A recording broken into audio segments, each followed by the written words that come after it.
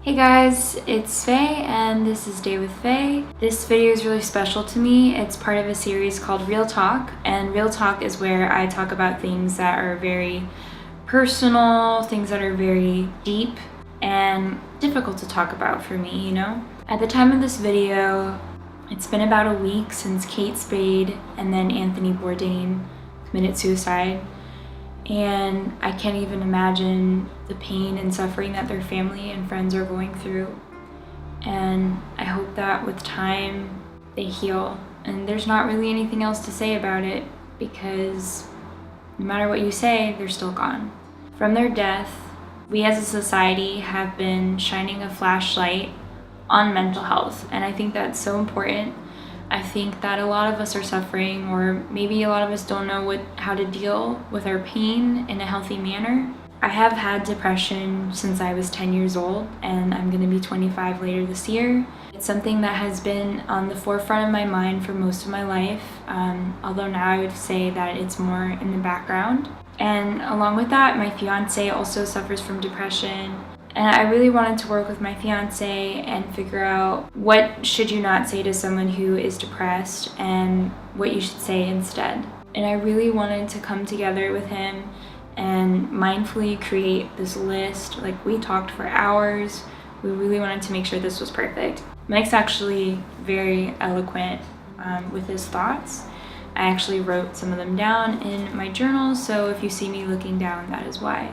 The main takeaway from this video that's going to be repeated throughout the video is that when someone is talking to you about their depression or they're coming to you at a time that they're really vulnerable, listen. Genuinely listen. Show that you're listening. And that can mean obviously giving eye contact, not being distracted, but also asking questions that show that you have been listening. And lastly, I feel that is so important is do not assume that you have solutions to depression. Depression is a complicated problem. There is no simple solution to fix it. And a lot of the times when someone is coming to you in a vulnerable state, they just want to vent. They just want you to listen. Number one, just blank. Examples of this are just think positively, just go outside, just try harder. Now, I would really advise for you guys in general to take the word just out of your vocabulary. Just implies that there's a simple solution, when often, again, it's complicated. And it also implies that the person who is depressed didn't think of that. If it was as easy as just think positively, I'm sure a lot of people wouldn't have depression. Also, it kind of comes off patronizing. You know, when you explain things to a child, you have a certain tone. Make sure not to put your hand on the stove, etc. It comes off, again, really condescending and patronizing. Instead, have a tone like you're talking about something serious, because it is. It's not so black and white. The best thing to say in that situation instead of this is, "That sucks. Is there anything I can do to help?" Sometimes when I'm going through depression, my answer is no, because I'm in just such a black hole that just nothing can make me feel better. Sometimes there is something that I can think of. If someone says no to "is there anything that I can do to help?" do something anyway.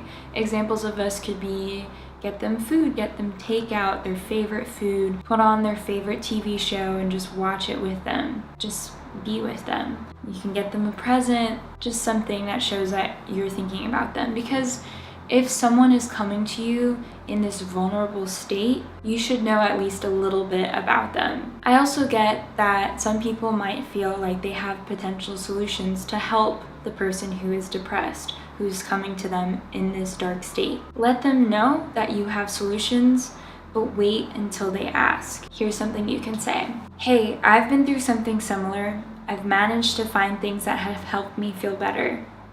I know now might not be the best time for that, but if you ever want to know, just let me know, and I'll be happy to help. If not, I'm just here to listen." Again, listening. So important. You have to let that person talk more than 50% of the time. That's how much active listening you need to do. People have it a lot worse than you. This is one of my least favorite things that people can tell me. And I understand that they're trying to have you get the big picture and be grateful for what we have in life. Because yes, we're living in a first world society. Obviously, we have a lot to be grateful for than if we were not living in a society of this caliber. But there's a right time to talk about being grateful for what you have, and it's like a very delicate line. I personally think if someone's coming to you in a negative state, that is never the time to talk about it, because it makes you feel guilty. Let me explain it in a way that you can understand if you don't have depression. Let's say that my dog Dexter has been missing for 3 days, and I'm a mess because Dexter means so much to me. I love him so much. And someone comes up to me and says, well, at least you have food and shelter that you don't need to worry about. While yes, that's true, that doesn't take away my pain, and instead makes me feel guilty. Like, should I not be feeling pain for my dog? Should I be happy this whole time? Because I live in this first world society, do I not deserve to feel pain? I think pain is extremely relative. Yes, people are suffering in third world countries a great deal, and it is absolutely gut-wrenchingly horrible. But on the flip side, even if you're in the best state of mind, like Kate Spade, Anthony Bourdain, you suffer. If you say things like people have it a lot worse than you, and you have a successful empire, you are financially well off, you have a family, you feel like you're not able to talk about your problems, to able to shine light on the negativity that you're feeling. So instead, don't say that.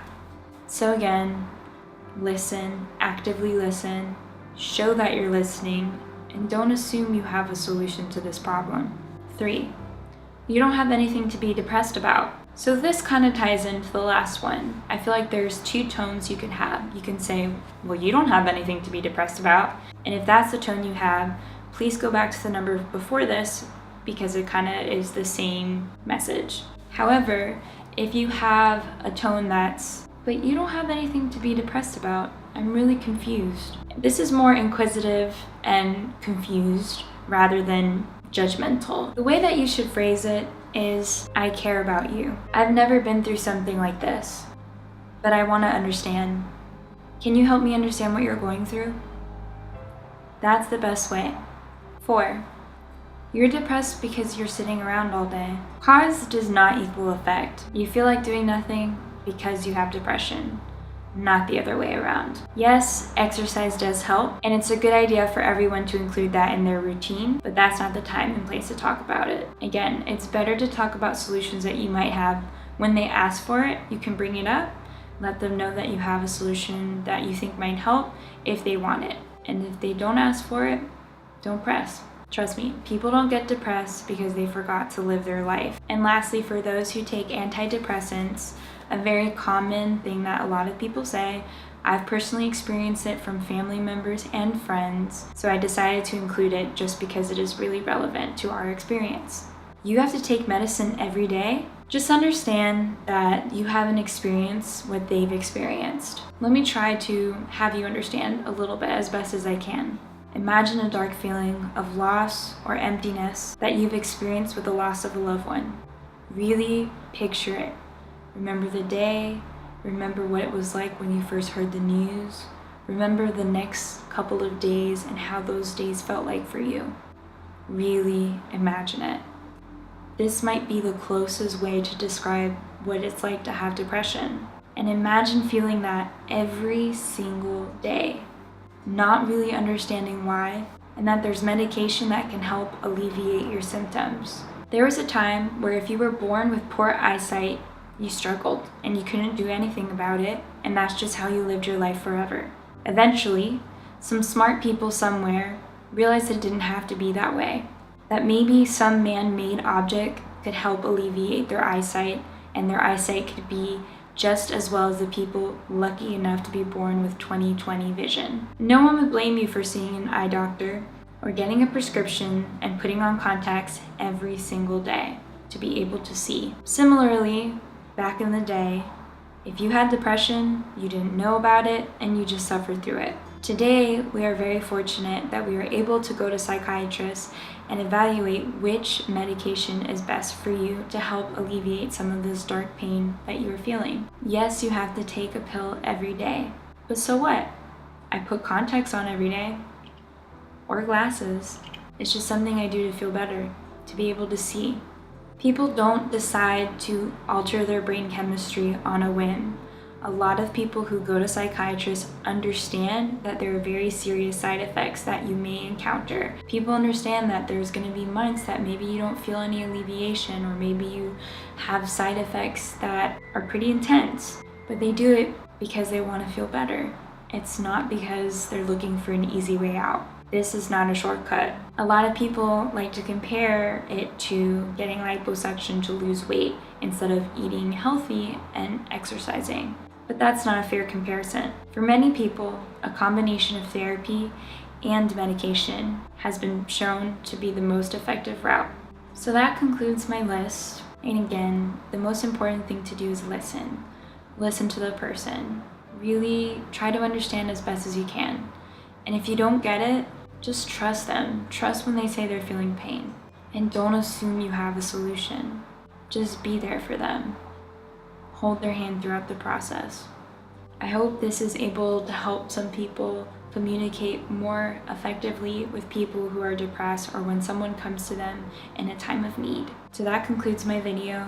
I hope you guys have a really good rest of your day, genuinely.